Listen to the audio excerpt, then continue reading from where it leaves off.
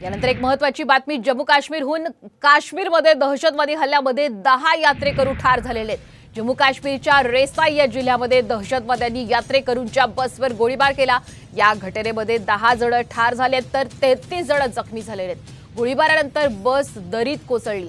संध्याकाळी 6:30च्या सुमाराला हा हल्ला झालेला आहे। शिवखोरी मंदिराहून ही बस निघाली होती।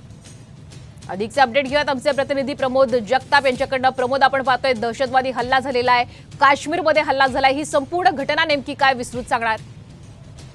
श्वेता, एकीकडे देश नरेंद्र मोदी यांचा पंतप्रधान पदाचा सोहळ्याचा आनंद साजरा करत असताना दुसरीकडे ही खूप मोठी दुःखद घटना घडलेली आहे। जम्मू काश्मीर मधील रियासी भागात खरं तर ही घटना घडलेली आहे। आपल्याला माहिती, जम्मू काश्मीर असेल किंवा त्या परिसरामध्ये अनेक हिंदू यात्रेकरू जे आहेत ते देवदर्शनासाठी जात असतात आणि त्याच परिसरामध्ये यात्रेकरूंची बस जात होती।